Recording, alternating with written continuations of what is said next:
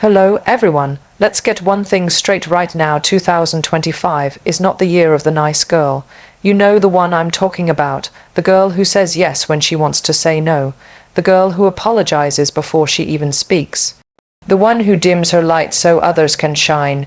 Yeah, her. She's gone. We're done with nice, because nice was never the goal. Whole is the goal. Honest is the goal. Unapologetically powerful. That's the new nice. And before someone tweets this out of context, let me be crystal clear. Kindness is not weakness. Compassion is not compromise, but shrinking for comfort, silencing for approval, sacrificing identity for likability. No more, because we've learned that the world doesn't reward us for playing small. It rewards us when we own the damn room, when we show up messy, passionate, loud, brilliant, exactly as we are. I'm not here to be liked. I'm here to be respected. And I don't need permission to take up space. I am the space.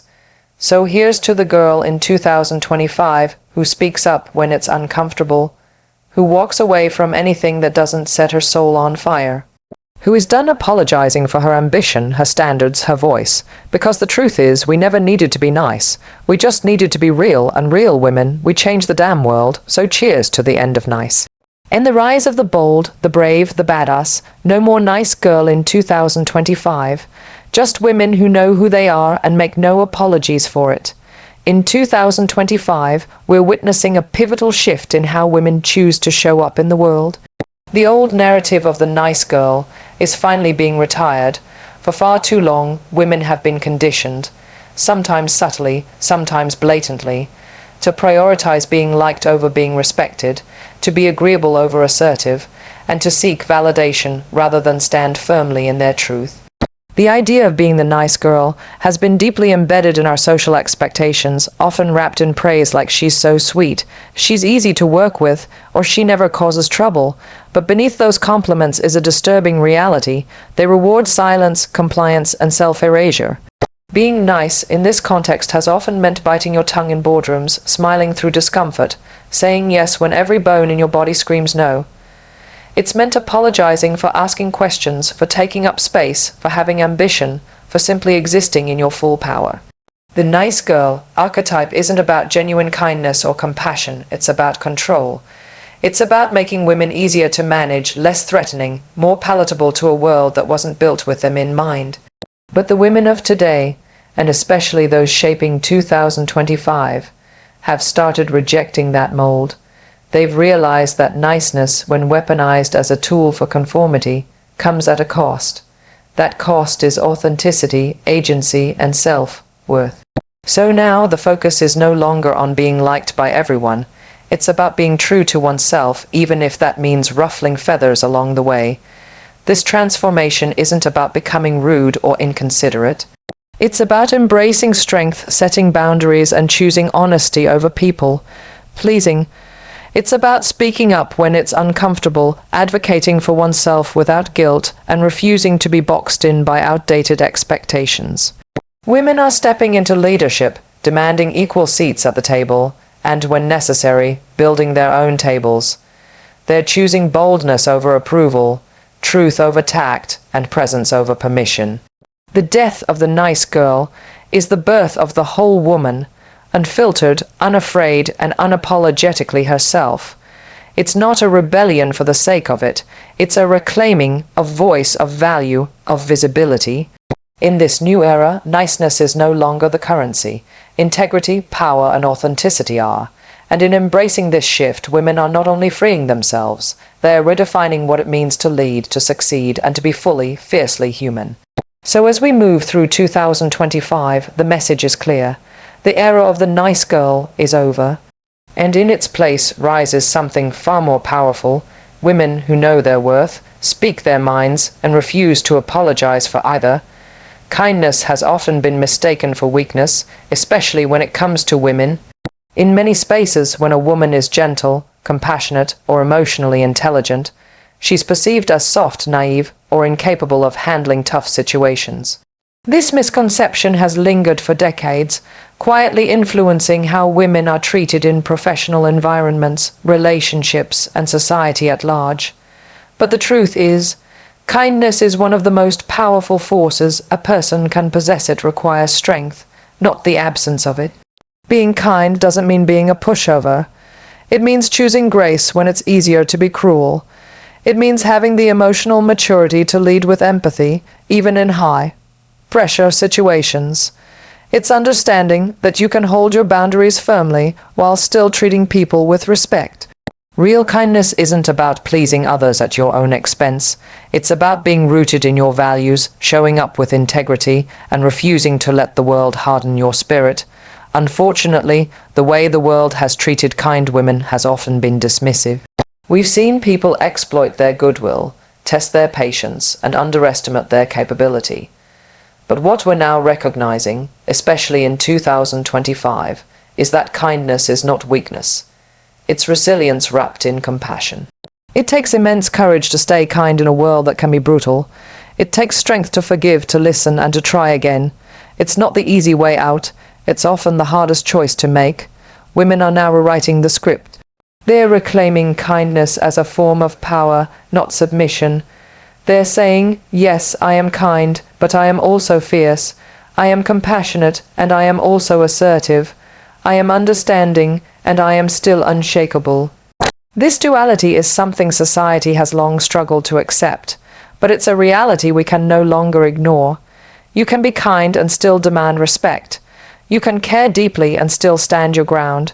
You can lead with love and still walk away from anything that doesn't serve you. The power of kindness also lies in its ability to build, not just connections, but movements, cultures, and communities. It inspires loyalty, nurtures trust, and creates spaces where people thrive. In a world that often rewards the loudest voice or the most aggressive attitude, kindness disrupts the pattern. It brings a different kind of influence, one that's lasting, not loud. In this new era, we're done equating kindness with weakness. We're done apologizing for our softness, our emotional depth, our willingness to care. Instead, we're celebrating it as a strength, one that women have mastered and are using to lead, create, and change the world. Because real power isn't about dominance, it's about impact, and kindness, when wielded with clarity and confidence, leaves a legacy that nothing else can touch. For far too long, women have been taught to shrink themselves in order to fit into spaces that were never designed for them. From classrooms to boardrooms, the message has been subtle but persistent. Don't be too loud, don't be too ambitious, don't take up too much space. Blend in, be agreeable, be likable. And in doing so, many women have been conditioned to dim their brilliance, downplay their achievements, and silence their opinions to avoid making others uncomfortable. But that narrative is no longer acceptable. In 2025, women are choosing expansion over reduction. They're done contorting themselves into versions that are easier for others to handle. This shift isn't just about external visibility, it's about internal liberation. It's a refusal to hide the parts of ourselves that feel too bold, too opinionated, too much. Because the truth is, no one is ever too much. We were simply made to believe that our power was a problem. We've seen it play out time and time again.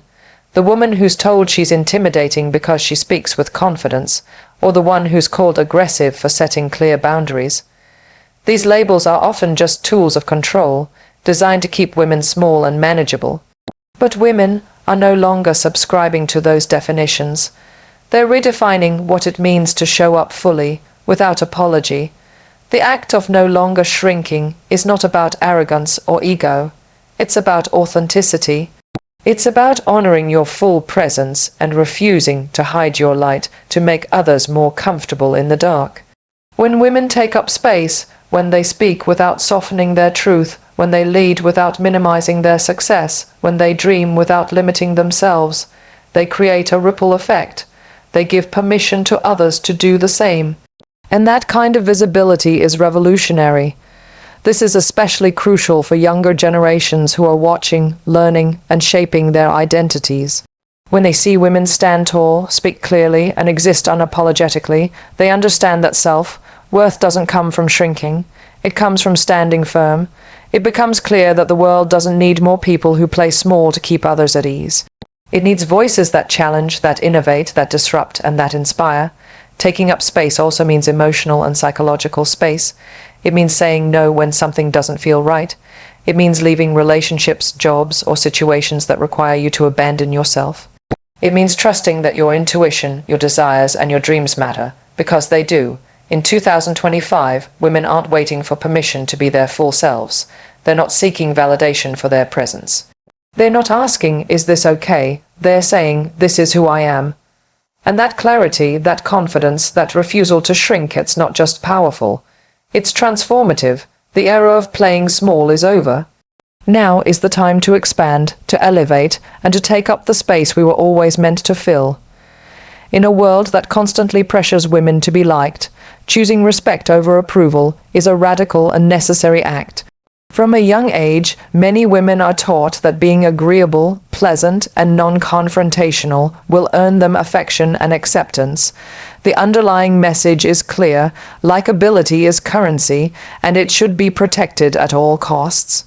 But in 2025, more and more women are rejecting this outdated belief. They're realizing that approval is fickle and conditional, while respect, when earned through authenticity, courage, and conviction, is enduring and powerful. Approval is often based on how well a woman conforms to societal expectations. If she plays by the rules, stays in her lane, and doesn't make too much noise, she might be praised. But that praise is fragile. The moment she asserts herself, sets boundaries, or speaks a truth, that approval can vanish. It's a moving target, impossible to hold on to without losing parts of yourself in the process. That's why choosing respect instead is such a game changer. Respect doesn't demand that you be perfect or agreeable. It requires that you be real, consistent, and grounded in your values. When a woman chooses respect over approval, she's no longer swayed by people's fleeting opinions. She stops trying to mold herself to fit into someone else's idea of who she should be.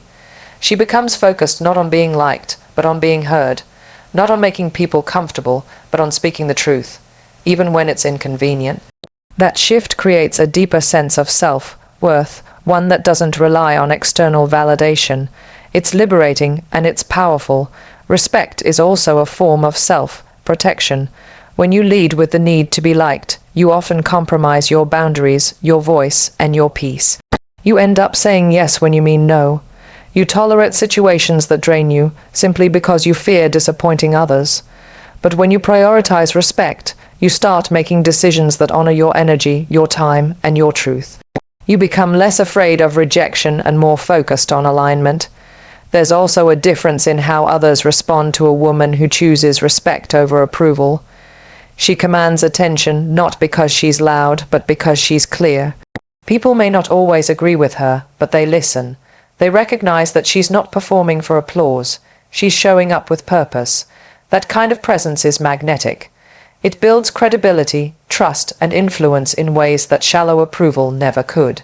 In 2025, women are no longer shrinking themselves to be liked. They're raising their voices, owning their space, and redefining what power looks like. They understand that the goal isn't to be palatable, it's to be impactful. And while approval might feel good in the moment, respect is what stands the test of time. This isn't about being cold or detached, it's about being self-assured. It's about choosing long-term integrity over temporary praise. And in doing so, women are not just reclaiming their power, they're reshaping the world. Taking up space is a radical act, especially for women who have been socialized to believe that their presence should be quiet, modest, and secondary. For generations, women have been told, sometimes outright, sometimes through subtle cues, that they should be seen but not heard, appreciated but not assertive, present but never overwhelming. But in 2025, that mindset is being dismantled. Women are no longer waiting to be invited in. They are claiming space, owning their presence, and doing so without apology. This doesn't just refer to physical space, though that matters too. It's in the way a woman walks into a room with her head high, makes eye contact, and takes her place at the table without second guessing whether she belongs there. It's in the way she speaks her mind without first filtering it through the lens of how others might perceive her. It's in the way she embraces her talents, her leadership, her intelligence, and her voice, knowing that her contributions are not optional. They are essential. For too long, women have been taught that confidence is arrogance, that ambition is aggression, and that strength is something to tone down. But those beliefs were never about truth, they were about control. They were strategies to keep women small, to keep them striving for approval rather than standing in their power. Now, women are rewriting the rules. They understand that taking up space is not selfish, it is necessary. It is an act of self-respect and self-love, and it signals to others that they too are allowed to exist fully. This shift is also about energy and identity. Women are no longer diluting their personalities to fit into narrow definitions of what's acceptable. They're not softening their tone to avoid being called emotional. They're not hiding their ambitions so as not to intimidate anyone. Instead, they're showing up as their whole selves, bold, complex, multidimensional. They're saying, "This is who I am, and I don't need to shrink to make you comfortable." Taking up space also means telling your story, owning your narrative, and not allowing others to speak for you. It means pushing back when you're being overlooked or underestimated. It means showing up even when you're the only one in the room who looks like you or thinks like you. And it means doing all of that without asking for permission. The beauty of this movement is that it's contagious. When one woman chooses to take up space, she gives others the courage to do the same. She shifts the atmosphere, she changes the standard, and that's how collective transformation begins, not with permission, but with one bold act at a time. In 2025, women are no longer playing small to fit into the mold. They are breaking the mold. They are building new structures, new conversations, and new cultures. And they're doing it loudly, proudly, and unapologetically. Taking up space is no longer the exception, it's the expectation, and that's the power of a woman who knows her worth and refuses to be invisible. Authenticity has become the new standard of power, especially for women who are done performing to meet someone else's expectations. In a world that has tried to shape them, polish them, and mold them into more acceptable, quieter versions of themselves, women in 2025 are saying no more. They're embracing the messy, the real, the complicated parts of who they are, and they're discovering that being authentic is not only liberating, it's deeply powerful. For years, women have been under pressure to fit into a certain image. At work, they've been told to be competent but not intimidating, in relationships, nurturing but not needy, in public, confident but not too confident. These double standards have taught women to edit themselves constantly, to question whether being too loud, too quiet, too emotional, or too ambitious would make them less lovable or less respected. But the tide has turned. Now, more than ever, women are refusing to filter themselves to make others comfortable. They're choosing to show up exactly as they are, and that authenticity is magnetic. There's strength in being real. There's courage in admitting when you don't have it all together, and there's beauty in showing the world who you are, even when it feels risky. Authenticity means owning your voice, your story, your flaws, and your brilliance. It's about walking into a room and not performing, not pretending, but simply being. When a woman is authentic, she doesn't need to prove herself. Her presence speaks for her. She doesn't chase approval because she knows her worth isn't tied to someone else's validation. This kind of power is unshakable. It isn't built on surface-level praise or temporary recognition. It's built from the inside out. When you're authentic, you create deeper, more meaningful relationships, because people are connecting with the real you, not a curated version. You find the right opportunities because you're not pretending to be someone you're not. And most importantly, you stop wasting energy trying to keep up appearances and start investing that energy into living fully and honestly. In 2025, authenticity is no longer a risk, it's a revolution. It's what makes a woman unforgettable. It's what makes her a leader people trust and follow. It's what gives her the strength to say no when something doesn't align, and yes when it does, even if it scares her. Authentic women don't seek to dominate. They seek to empower, to create, to build. Their power lies in their presence, in their truth, in their refusal to conform. This isn't about perfection. It's about presence. It's about saying, this is who I am, and I don't need to apologize for it. And when women lean into that kind of truth, they stop living by the rules that were written for them, and start writing their own. That's the kind of power that changes not just one life, but generations. And in 2025, it's the kind of power women are claiming unapologetically.